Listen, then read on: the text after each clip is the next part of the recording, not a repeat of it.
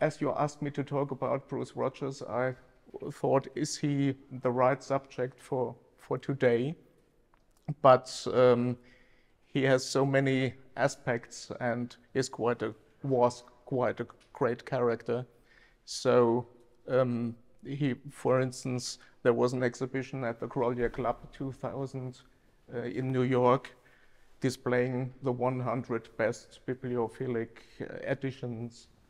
And there were 4 books by Bruce Rogers in this exhibition. And in 1948, he was the first typographer to receive the gold medal from the American Academy of Letters and Fine Arts, not to come from the literary or art circles. And of course, he was very long active as a typographer and book designer, his career starting in 1895. I should show the man himself. Well, I need some help. Oh, just here, okay. Thank you. Well, he designed more than 600 books in his life, starting 1895, and his last book was edited a few weeks before he died, 1957. And at first, he worked at the Riverside Press, Houghton Mifflin in Boston. And these are, before you go there, this was just an experiment. And you see the arts and crafts and the Art Nouveau influence he had with his early work. He worked for Mr. Bowles, who was the editor of the magazine Modern Art in Indianapolis. And for him, he did some things. And Bowles was importing press books from the Doves Press and the Kelmscott Press. And so he came in contact with the English private press movement. But the private press movement has not a very long influence on his design. It wasn't merely followed or imitated like the Roycrofters, for instance, or Thomas Burt Mosher, but Rogers grasped the main elements of Morris's thoughts, that you have to have good workmanship and that all things of the book you need should form a unity. So you have paper, you have the binding, you have the layout, you have the type, for instance, you choose for the book. And this was, you might see this as a first try or a first element. And in 1896, he went then to the Riverside Press. Oh, something wrong again.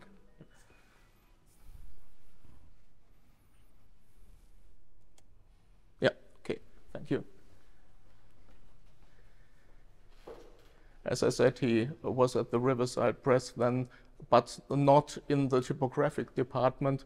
It was more or less the advertising department, doing advertising for back covers for books and magazines. And at first he was working there, but he always tried to have his first books done, and he could convince George Mifflin, then in charge as head of the publishing department, to allow him to have a little department within the factory, which was called a department for special editions. And there he made books which were in limited editions, as these are between 300 and 500 copies. And he did, until 1911, more than 60 editions, not following the private press movement from England. When you think of Doves Press, for instance, you have one type for all kind of texts. He tried to grasp as he called it, the voice of the book.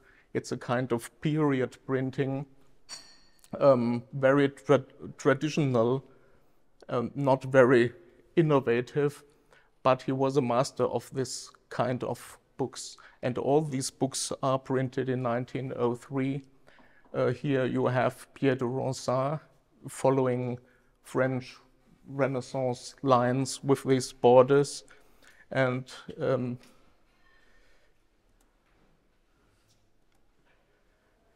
here you have something completely different from the same year, the history of Oliver and Arthur, which is a black letter type, a priory type. Very difficult to read, I think, for the American audience. Nevertheless, his books were very successful and sold out before publication sometimes. Here we have the, still 1903, the same year, Petrarch, 15 sonnets, more an Italian point of view, sitting in a palazzo and looking into the landscape. And of course, he used a Roman, Italian Roman type for this. And in 1902, his boss allowed him, because his editions were so successful, to create an own typeface. And this typeface was called Montaigne, because the first edition of 3 volumes, essays of Montaigne, were printed in this type. And for designing this type, he goes back to Venetian Renaissance printers like Nicholas Jenson, who was a very well-known model in those times. When you think of the golden type of the Scott Press or the Dove's Press, or Edward Johnston's work done for Count Kessler at the Cranach Press, for instance, all following these Nicholas Jenson or Venetian models. And this was the outcome, the Montaigne type, but he wasn't very happy with it, because he thought the punch cutter didn't follow his instructions very closely, and so he was quite a bit disappointed and immediately said, after Montaigne type, I should have, if I have the possibility, I should have another try to have another Roman typeface done, which then was Centaur a little bit later. Yeah, still with Houghton Mifflin and the Riverside Press. Just to make sure, Riverside Press doesn't mean that it is a private press. It was a big printing factory and publishing house with more than 700 workers, so far away from this private press idea. But this is a book which looks like a private press edition, of course, printed in Montaigne type, the Banquet of Plato in the Shelley translation. And I've brought this book along if you want to have a look at it later. It is quite interesting, as that is a pure typography without any initials or borders in it. Just another one, Auguste Bernard, the biography of Geoffroy-Tory, who was one of his printing heroes, you can say, adapting. This is the press mark you see over there from the Riverside Press, which derived from Geoffroy-Tory. Tout bien ou rien was the motto, which was adapted by Mercedes-Benz in the advertisements last year. So I don't know if I have to pay for it. And all these books were signed with a small BR for Bruce Rogers. And you see here with Isaac Walton's The Complete Angler how playful his designs were. The famous book on fishing by Isaac Walton, and there is the Angelus song. There is a song in it, and it's not upside down. It's the bass and the cantus. Two people stand at the fish pond and are able to sing, and one can just hold the book, and two can sing from this open side. So I think this is very interesting because there is always a smile in his design, or it's quite his sense of humor which came out here. And this is one of the last ones he did for the Riverside Press in Ecclesiastes, or the Preacher. But in 1911, he left the Riverside Press because he felt that there wasn't, he was very successful, although he was very successful, he was kind of overworked, doing one special edition after another, and he felt that he wasn't supported in the way he wished to be supported by the head of the department. So he left and worked as a freelance designer, going to the Montague Press, which a friend of his, Carl Parrington Rowlands, has set up in Montague, Massachusetts. And there was another friend who was very close to him in those times, and this was Henry Watson Kent of the Metropolitan Museum in New York. And the Metropolitan Museum financed a new type, so his second try in designing a Roman typeface, which was the Centaur, which is still well known and used today, a very light Roman, following again. The Metropolitan Museum financed the typeface. That's right, yeah.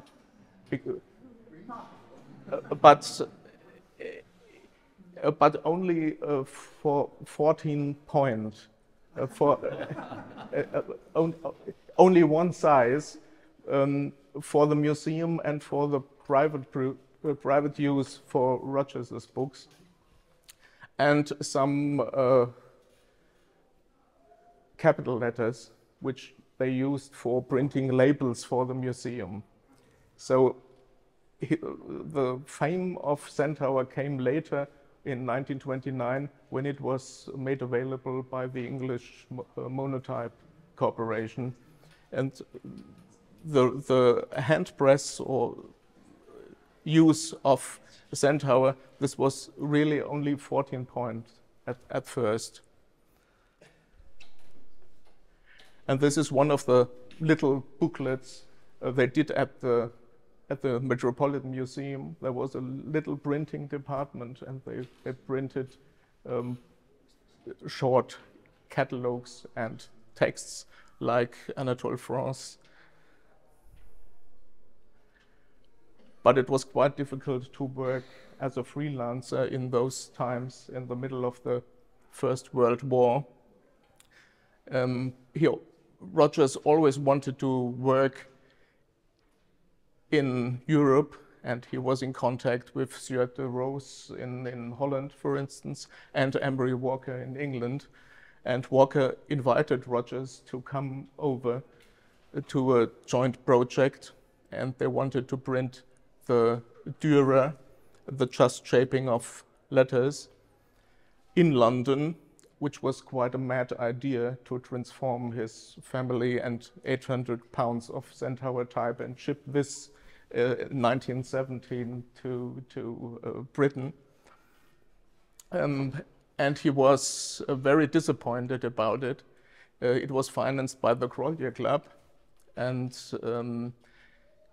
he arrived at Emery Walker's factory, and there was no worker, and typesetters and printers, they all were in the army, of course, and he had to do the setting and the printing by himself, which was very in winter 1917, it was quite bad. The family had influenza, and he sat in a unheated garden house where he did the setting for this book. And the printing couldn't done at the workshop of Walker, so it has to be transferred by tram 2 miles away to the printer, so very complicated. And so it's clear that this book at the Mall Press was the only one printed by the Mall Press together with Emery Walker. But he couldn't go back to America, so he stayed in England, and he was hired by the Cambridge University Press, who were in a kind of free organization. And this is quite interesting because it has to do with the things we mentioned this morning. They want to sort out old type or broken type and didn't know what to keep and what to throw away, really. And so in 1970, quite familiar problem. And the syndics of the Cambridge University Press said to Rogers, please write a report on what to keep, or what do you think we have to keep by machinery and type. And of course there were some, it was a reconstruction of the whole printing firm. For instance, the university printer GBPs was head of the Cambridge Gas Works at the same time. So it was, it should have done in another way. And this led to the post of a permanent typographic advisor for the press. And this was Stanley Morrison, who followed then Bruce Rogers in those times. Then after the war, he came back to the United States, to New York. And for the first time, he had all the equipment and the money, and everything was done to keep the designer happy by William Edwin Rudge, a printing firm, printing factory. And he did some great books there. From 600 books he designed, he thought that 30 are okay, and these are the BR 30 where you find them. And he did, from these 30 books, he finds himself well done. 9 were printed with the Rudge factory. For instance, this little gem or a masterpiece, I think, the Journal of Madame Knight. It's these are letters written on a journey through colonial America in those times, in 1704, and this was the first sketch for the title page. This is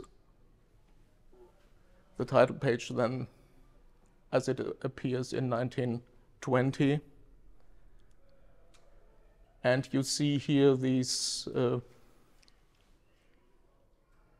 that he goes back to really colonial printing aspects with these borders and little vignettes and a lot of ligatures. And it has this feeling of the time. And it's often said that he was more or less chameleon-like, just imitating, but there is always a lot of Bruce Rogers in it, nevertheless, and the paper is very good. It's a wonderful little book, and as I collect Rogers books, this is a double one, and I want to give it to the museum if you accept it for the library. And this is another Dürer. He was printed with Rudge. It's an offspin from this big Dürer book in 1917 he did with Emery Walker, just a galvanotype or electrotype for the letters, construction of letters by Dürer.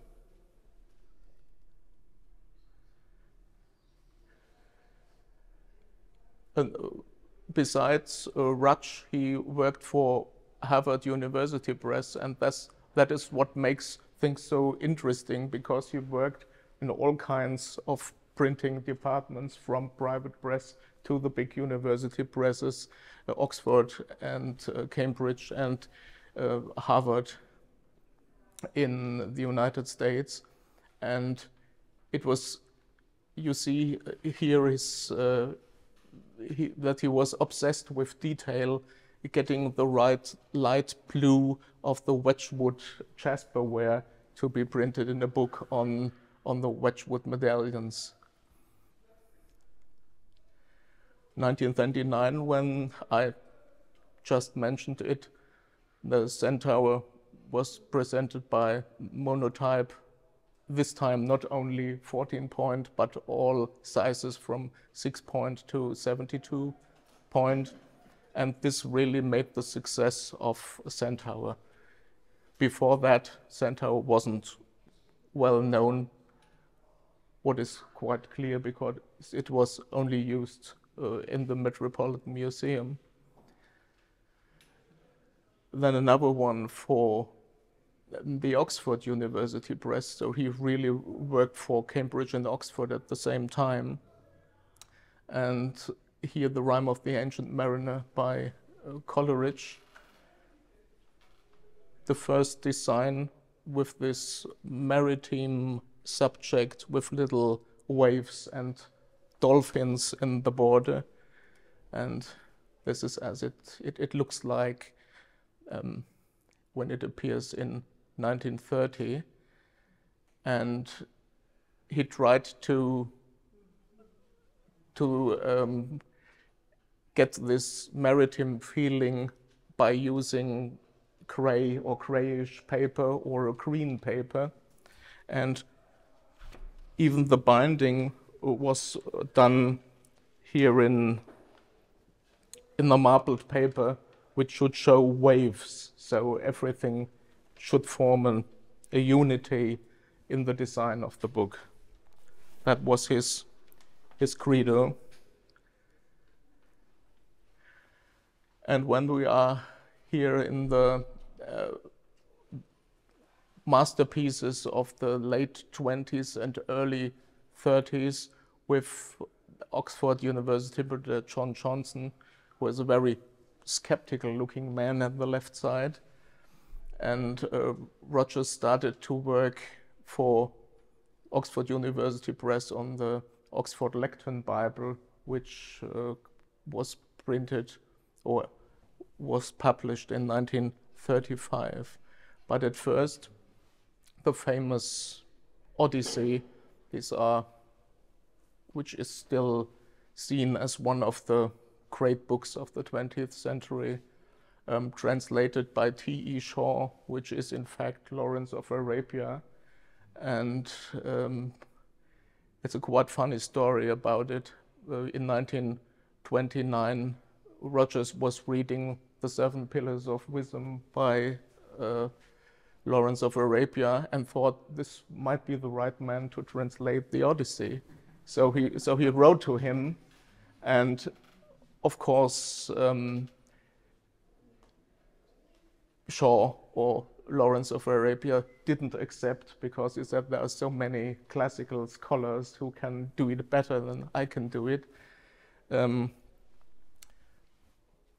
But Rogers didn't give up and tried again and again. And there is a letter from 1920, late 1929. I quote this, where Lawrence of Arabia is writing to Rogers, "Yet actually I'm in as strong a position vis-a-vis Homer as most of his translators. For years we were digging up a city and roughly the Odysseus period. I have handled the weapons, armor, utensils of those times, explored their houses, planned their cities. I have hunted wild boars and watched wild lion, sailed the Aegean, bent bows, lived with pastoral peoples, woven textiles, built boats, and killed many men. So I have odd knowledges that qualify me to understand the Odyssey and odd experiences that interpret it to me. And so in the end, he translated the Odyssey, which is quite a very good translation, but he didn't allow to mention his name in the book. So it appeared just as Homer, the Odyssey, and that's all. And after T.E. Lawrence's death in 1935, it was revealed that he translated the Odyssey, and there was a book, smaller, cheaper book printed for the Oxford University Press. Another great design is Stanley Morrison's Fra Luca de Pacioli, which is a text on Pacioli's De Divina Proportione, again a book dealing with the constructions of Roman letters.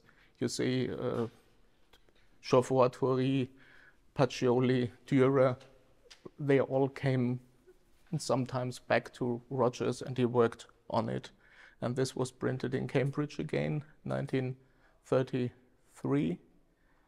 And of course then the Oxford Lectern Bible, 1935, which took 6 years in the process from the first sketch or from the first idea to the completed book in 1935.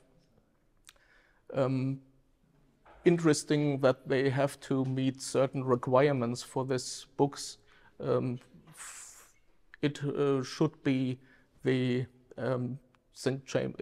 James Bible 1611 as a text base, and the format of the book was, of course, the lectern in Anglican churches, which is roughly 30 to 40 centimeters, and so you should be within this measure, and it shouldn't exceed 1250 pages. And this was quite difficult because in the end Centaur type was used for it. There were long experiments with Bembo, with Gaudi, new style and what have you. And they came back to Rogers' own design, which was the Centaur, but the folio page looked too light. And so a new type really was cast, where with smaller descenders and ascenders, so that you have a better or a darker impression on the page. And this was done, and finally they had 1238 pages, so just under 1250. This is just a few pictures of Rogers himself, who was very fond of sailing and fishing. Well, not so tennis, I don't know. Yeah. And still working in the 50s of the last century, but he never reached this classical appearance and the mastery of his works in the 30s and late 20s.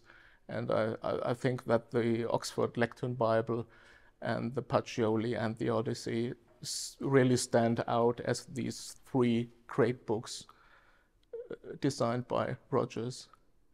And this is a very late picture in October House, where he died in 1957 in Fairfield. And so his legacy are, of course, the books which are still collected, and the Centaur type here presented by of the freshly cast type. And yeah, this was a a short introduction, chronological introduction into Bruce Rogers' work and life. Thank you very much.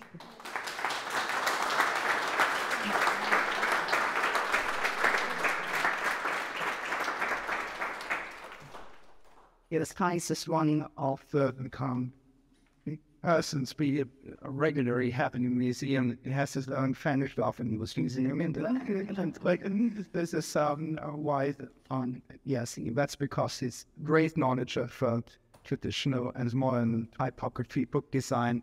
And thank you very much, Hans, for giving us an impression of this great man, Bruce Rogers. And I've got a lot of aspects about books containing a text, telling a story about other things in the background of this of the history of the book, and a great typeface we got to know or to remember.